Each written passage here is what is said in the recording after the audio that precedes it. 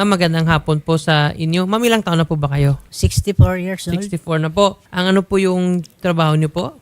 Sa ngayon po, nag-extra ako maglaba kasi wala po akong maipakain sa apo ko. Okay. Ilan po yung anak ninyo, ma'am? Bali, 2 po. Pero sino po ba yung ang nanay nitong apo niyo? Yung anak ko pong panganay na si Catherine Ancheta. Ilang taon na po ba siya, ma'am?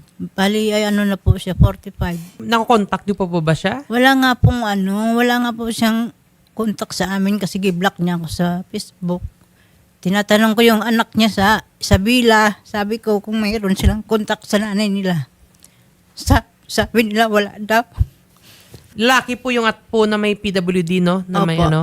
So, nga iniwan sa inyo, may iba pa siyang anak. Sa pangalawang asawa po, Ilan po lahat ng anak niya, ma'am? bali 4. Panganay po yung nasa akin. Okay, so yung tatlo andun po sa Sa Isabela po. Isabela, sa pamilya po ng... Opo, bali 2 po. Anak yung PWD. Pero ilan po yung andyan sa inyo po? Isa po. Yung panganay yun, sa unang Opo. pamilya yon. And 24 years old. Ito po ba, ma'am, yung apo ninyo, sinasaktan kayo? Pagka-hyper po siya, sir, nananakit eh. Kaya tuwing gabi, sa gabi kasi nag-hyper, kaya tumatakas ako, nakikituloy ako sa mga kapitbahay. Okay. O, kasi naintindihan namin, ma'am, nga medyo may edad din kayo. And then Opo. kahit sabihin pa natin nga PWD to yung apo ninyo, pero lalaki tapos 24, kahit Opo. pa paano malakas pa rin, no? Opo. At saka hindi makontrol. Opo. Alam po ba, ma'am, ng nanay niya yung ng sitwasyon ninyo ngayon? Nung umuwi siya nung 2022, pasalamat ako kay umuwi. Akala ko tutulungan niya ako na maipagamot yung anak niya. Okay. Sabi niya, kaya daw niya. Nung nasubukan niyang sinaktan din siya, nilayasan kami, nakikituloy siya doon sa kaibigan niya. Iniwanan Kailan kami. nangyari ito, ma'am? 2022 po.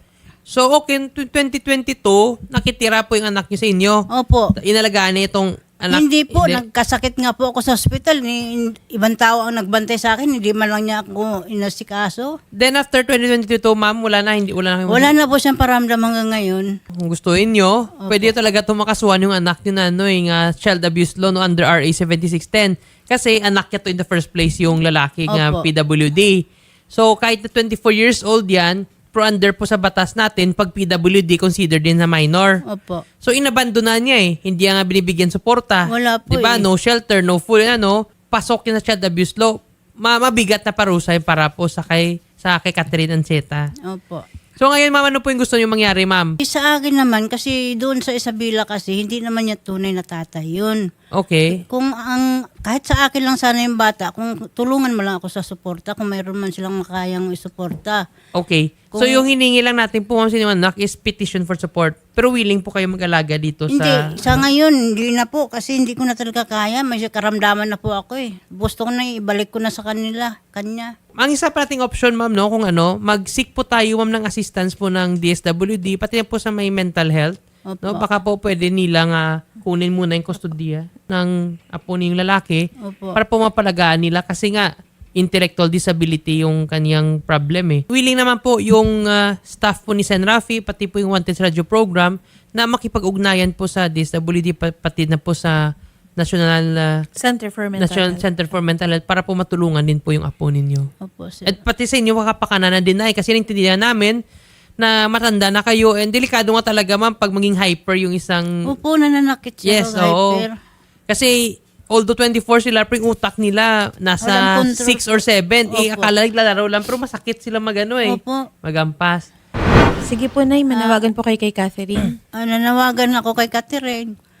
Kung nasaan ka man ngayon. Kung wala ka man pagmamahal sa akin, sa anak mo na lang, isipin mo na lang yung anak mo. Hindi ko na talaga kaya. Pati sa financial, nahirapan na rin ako. Nung pagkapanganak dito sa apo niyo, ma'am, kayo po nag-alaga talaga? Opo, sir, ako po Pati financial support? Opo, lahat po. So wala talaga itong binibigay itong tulong si Catherine? Nakabigay naman, pero siguro wala pa 5 beses, sir. Basically, ma'am, kayo po yung nag-alaga, nagpakahirap, no? Opo. Binabaliwala Nung ni Catherine. bata-bata pa ako, pinaterapi ko yan kasi hindi naman nagsasalita. Pinaterapi ko yung bata na yan. Hanggang sa lumaki, wala pa rin pagbabago kasi ganun talaga siguro yung mga ganyang PWD. Nahirapan ako. Well, hopefully po, Catherine, no, na sana po na kung nakita mo man to tsaka napakinggan po yung panawagan ng nanay niyo, mag-reach out naman po kayo sa nanay niyo Tsaka tulungan nyo naman po yung nanay ninyo kasi senior na. Ang katwiran niyo po ako, sir, bahala na raw ako kasi ni-spoiled ko raw. Pwede bang i-spoiled ko yung gano'n na kulang sa pag-iisip, sir?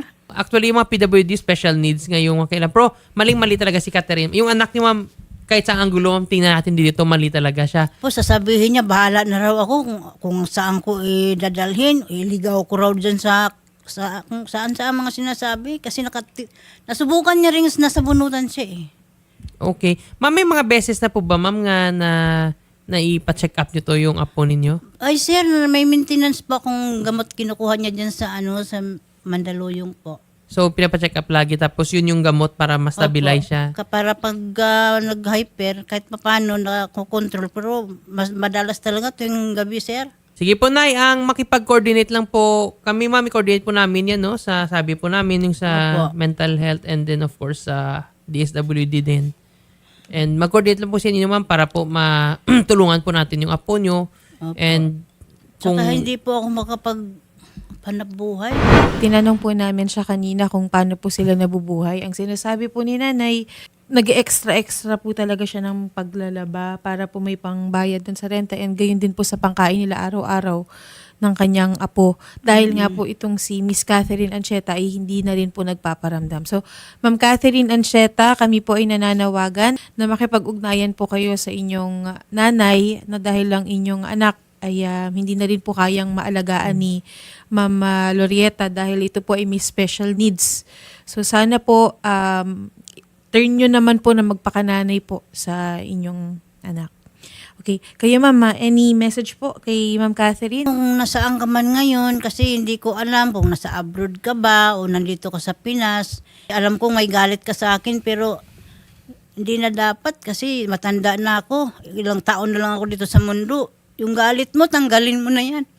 Nagagalit pa ba siya, nanay? Kayo Hindi na ko nga nga po alam halos kung anong nag-alaga sa kinakagalit anak niya sa akin kasi pinagbablock ako pati sa Facebook eh. Nay, taga saan po ba kayo, Nay? Nakatira po ako sa Dasmariñas. Pupuntahan po kayo po, Nay, sa inyong bahay para din po ma-check up po yung sitwasyon ninyo doon. At saka po para po malaman po natin kung ano pong pwede po may tulong po ni Senator Idol Raffy Tulfo po sa inyong pamilya po, Nay.